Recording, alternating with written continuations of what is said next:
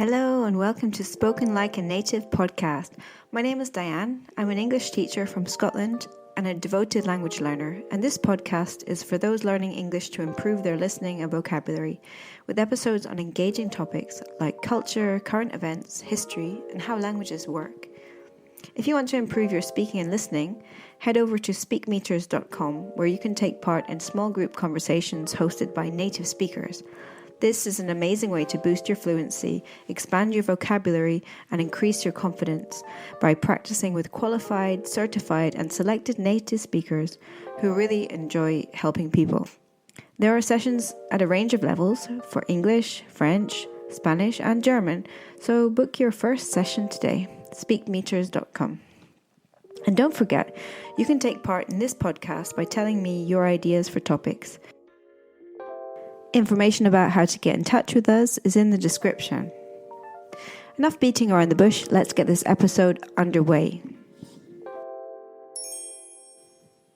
Hi Fabien, thanks for coming on the podcast. You have a pretty big podcast about French, so for people learning French. And I've been a listener for quite a while now, I don't know, a couple of years. And I know that you also speak several languages. So I thought we could get you on here to talk about your experience in learning English and how you find it. Hi everyone, hi Diane. I'm Fabien, I'm French, and I've been teaching French for 3 years and a half now. Cool, and yeah, in the last few years you've been making a podcast which also has a YouTube channel. And you do a range of different topics but speaking obviously exclusively in French, kind of everyday topics, sometimes history, but yeah, lots of different things. And I was curious to know what you did before you had this new role, before you did French teaching, making podcasts. What did you actually do? Before being French teacher, I was working in France as a customer service advisor for an internet company, so had nothing to do with my current occupation, but I was helping people anyway. And how long have you been speaking English? I've been keen on speaking English since I was a kid in primary school, but I've been really speaking since I've been learning it on my own, so around 5 or 6 years. And why was it that you actually started learning English? What was it that made it interesting for you? Would you mind telling us something about that? Well, I have part of my family living in the USA. My aunt is French, and she moved to Chicago when she was 20 or something. And then my uncle is American, and so is their daughter, my cousin. So when I was a toddler, my uncle and my aunt would send me American toys or gadgets like TMNTs, G.I. Joes, and I even was the first kid to have those shoes with lights on the heel, you know. So I started to really like this American culture, and I wanted to be good at English to be able to understand my uncle and my cousin. And a few years back, I decided to backpack a little. So I needed to speak English. But I never felt forced to speak English. I really like how it sounds and I really like to speak it.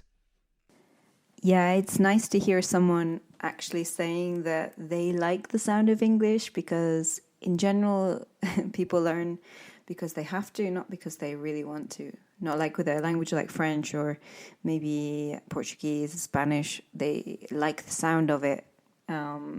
But yeah, in the case of English, it's pure duty or for work or something like that, or because the world is dominated by English. So it's nice to hear someone actually appreciate the sound. So tell me, if you could, how did you learn? And are you still working on your skills now? So what do you do if you're still studying, practicing now? What kind of activities or resources, do you use? Yeah, I'm still trying to improve my English skills nowadays. I don't make as much effort as I would like because of the lack of time, but at least I'm trying my best to maintain them. I mostly watch English videos, any kind of them, and especially made for native people and not for learners. For example, I often watch Jimmy Fallon shows, but I also watch different kinds of channels like anatomy, biology, science, fitness, language learning, and so on and so on. And when I watch something, not always, but I look up some new words from time to time. And also to improve, I try to face new challenges to speak English when they occur. Speaking right now in English is a good example. Or when I come across lost foreign tourists, I try to help them out as much as I can on the train, on the street, and so on. So I try to create those occasions to speak English. That you want to learn, but there's plenty of people that you can meet online to practice with, and there's websites, there's Netflix, there's YouTube, there's lots of opportunities, and you have to create those opportunities as Fabien has said.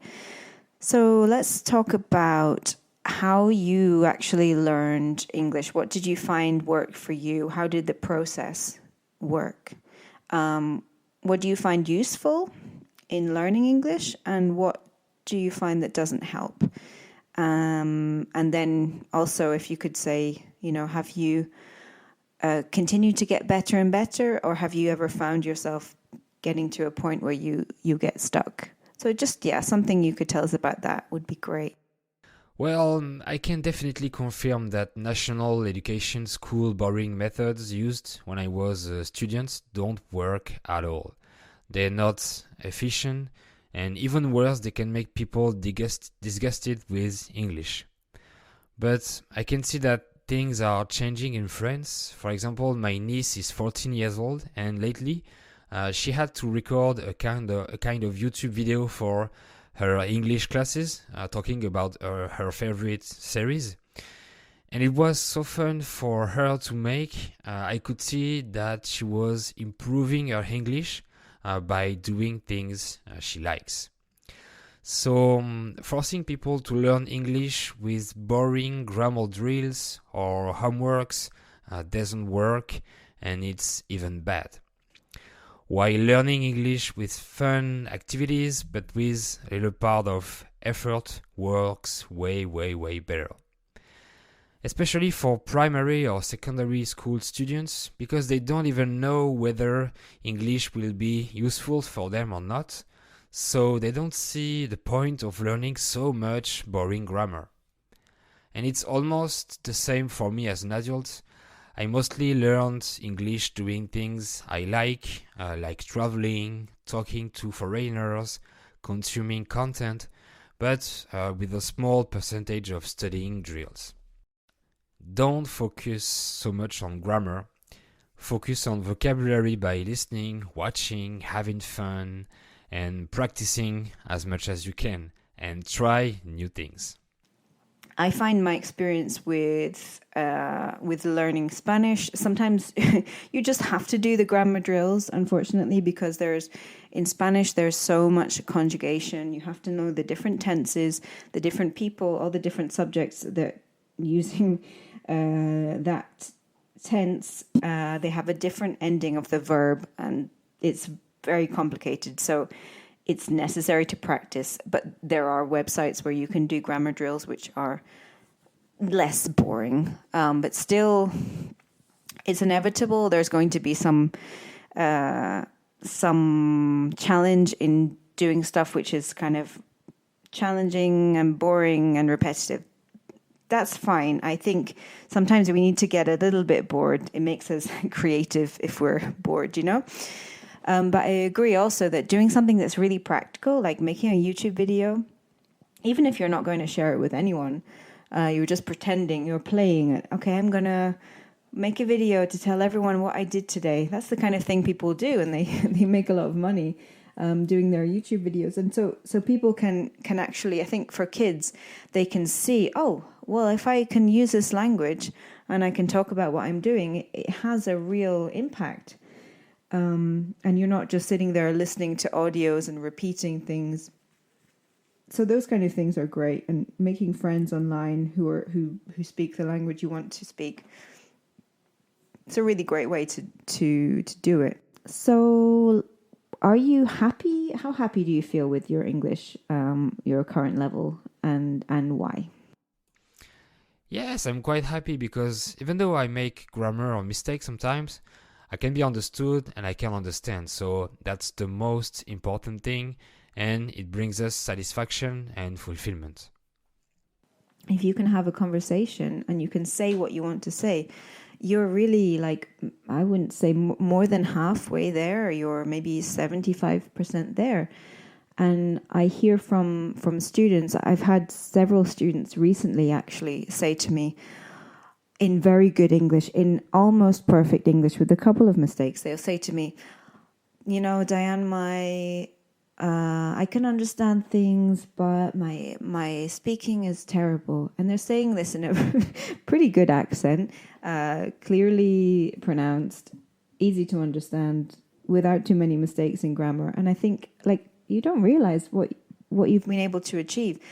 There is lots of people in the world who would love to achieve this level, even if their level is intermediate to upper intermediate.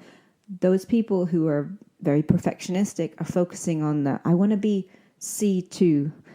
But you get to C2, it's basically, you know, you can do anything you want. That's possibly a topic for another episode, how accurate and how realistic those levels are. But people just want to get up. Okay, I need to be C2. Okay, but if you can explain what you want to explain, why not focus on something that really interests you rather than going through an exam which is probably a bit over detailed for what you might actually want to do. Because, you know, most people who speak a language as a native speaker, they don't do the depth of grammar study or vocabulary study that some students who are really perfectionistic do. And I think the main point is not to underestimate your skill once you get to that. It's important, I grant, to be realistic with what you're able to do and not to, you know, sit back and go, oh yeah, I can speak, it's completely fine. There are those people as well who speak a load of incoherent rubbish and think that they're amazing because they know a few words. But in my experience, it's very much related to your personality. So it can be a bit of a hurdle to overcome. Some people, whether it's due to their society, their upbringing, their personality, they have an issue with speaking in front of people and really don't want to make mistakes in front of people. I've met quite a few like that. They can write very well, but they're quite wary of speaking in front of other people for fear of making mistakes until they're completely sure that what they say is going to be correct. They're very cautious about actually speaking. So and that's a hurdle. That's a problem, because without the practice, without making those mistakes, you don't improve. You have to make the mistake to learn from it. Once you correct your mistake, even if you have to correct the same mistake 300 times, once it's there, and that's how we learn. It's been studied how our brains actually work. So, what do you like the most about speaking English fluently? Having this superpower to be able to talk to a lot of people, since English is like a universal language. So for me, it's a powerful key that allows me to unlock different possibilities. Yeah, it is a superpower. I think it's kind of underappreciated sometimes. There's a common misconception. Either you have the skill to learn a language or you don't. But it's just a case of activating that part of your brain. I think some people are stronger than others in learning languages, but with the right technique that works for you, that you feel comfortable with, then you can really learn it. Yeah, it can be a lot of fun. And what do you think makes a successful language learner? We have to know why we learn English, and we don't have to be forced to learn it. We have to find fun activities to acquire and practice as much languages as possible. So this next question might be a little bit academic, showing something about me, but have you noticed in your experience or anything that you've read that our genetics, type of brain that we have, or our environment, have you noticed or have you heard about that having a big impact on yourself or the people who speak several languages, in the fact that they're able to speak several languages? What is it that makes someone good at learning more than one language? Do you have any opinion about that? No, I haven't. We just know how to immerse ourselves in languages, living in the target language, country or not. We already know that there isn't any particular aptitude, genetics, or whatsoever needed to be able to learn a foreign language. However, the older we are, the more anchored our native language is, and the more difficult it will be for the brain to embrace other grammar or pronunciation rules. But it's not a big deal, it just takes more time. So I encourage people to start learning languages as young as possible, and motivation, comprehensible input, novelty, repetition, and commitment are the main keys. And that's it. So I know that you speak several languages.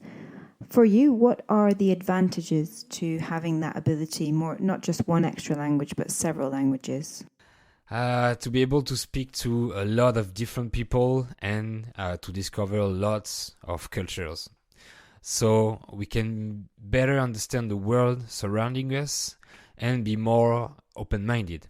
And that's wonderful for me. Yeah, that's true, of course, but maybe there's some downside as well, like this idea that maybe we're devoting more space in our brain to something that we might not really use, you know? Am I going to be able to speak Russian with people every day? I don't know whether that's going to be that important, for example. I sometimes worry about how speaking lots of different languages than our own kind of uses up our neurons, where they could be devoted to something that might be a bit more practical. I don't know. What do you think about that? The more languages we speak, the harder it is to not mix them up and to avoid confusion. And the more difficult it will be to maintain all of them. I can hear a lot of people saying that they want to speak a lot of languages, but they have to know that it's very time and energy consuming. We will need to be committed to the language for life. Yeah, we can really mix up words from two different languages. And sometimes when I'm speaking French, I will be thinking in Spanish, not in English, in Spanish. Sometimes when I'm speaking Spanish, I'm thinking in French. Sometimes it's really confusing. But because they're two similar languages, they can be. It's almost like my brain has categorized them similarly. English resides in a different part of my brain almost because it's so central to my whole experience. But yeah, it's also very idealized, isn't it? This idea of like, oh, I'm a polyglot, I can speak 10 languages. But in reality, what's the use of it unless you, as you say, unless you're really committed to it? Stick with things that you love and you're passionate about and you're going to use. And something that's meaningful for you for life, because it does take a lot. If you learn something, you do need to maintain it. So that's a really good point. So as we move towards the end of this interview, could you please tell me if you have any goals in regards to like your future with your English skills? I would like to improve my listening skills and be able to fully understand series or movies without any subtitles. For example, lately I've been watching the show How I Met Your Mother, which is hilarious, by the way, and I keep subtitles on as a safety net when I can't understand without context. I'll pause and I look up the word in a dictionary. I don't read them all the time, but it's a goal I want to achieve so that I can turn off subtitles forever. I don't really want to pass an exam. I don't see the point for the moment. Well, yeah, I think with the platform of working online, you have people who are going to you for their French practice. You can obviously speak other languages, so it's the point of having an exam would be often it's used to prove to a university or a workplace that you have a certain level, which, to be honest, they could perhaps more easily assess that level if they gave you a quick writing task or they have a video interview with you. They could really sort out much more quickly how good your skills are. Maybe it's also a sign of the commitment to the study. You know, if someone has achieved a C2 level in English, they've really spent a lot of time. So it's a way of filtering out the serious people from the ones who are more just kind of playing with it. But I do agree that in general that exams definitely give you a focus. So it gives you a very clear goal to aim towards. But yeah, it can be very stressful at the end of the day. And yeah, if you don't need it for your job, you don't need it to get into university, then why would you focus your studies on an exam? Because sometimes exams can be extremely boring to study towards, it's very repetitive. Whereas watching videos, having conversations with people, if you're getting corrected by people, that's the important thing. If the person is correcting your skills, your pronunciation, your grammar, your vocabulary, then you're learning. You have to be conscientious with using I would say like a less formal, a less academic technique. You do need to be quite organized, and you do need to manage your studies. Perhaps not everyone has the skill to manage their studies in that way, and they just sort of skate along and hope that they're going to improve. But if you have a strategy, then you can really progress a huge amount. So in the following episodes, we'll be talking more about what strategies you, dear listener, can use in order to improve your English, focusing on English for a while at least. So anyway, thank you so much, Fabien, for coming on and talking about your experience. It's been great to hear from you. And it's called Français Avec Fluidité. To follow Fabien on YouTube or on Spotify or any other platforms for podcasts. Great. So thanks for coming on. Take care. Bye. Oh, thanks a lot for inviting me in your podcast, and good luck for this new adventure. It was a pleasure for me, and see you soon, Diane. Bye-bye. Thanks for listening. What do you think about today's topic? Remember, you can get in touch by leaving a comment or by joining the Speak Meters community. Follow Speak Meters on Instagram and subscribe to Spoken Like a Native on your favorite podcast platform. You can also leave a comment and like the stream. Please, please, please leave a review. It really helps us to find new listeners who are looking for fun language learning content. And lastly, don't forget to head over to speakmeters.com to take part in live conversations hosted by friendly native speakers. That's all for today. Catch you next time. Bye!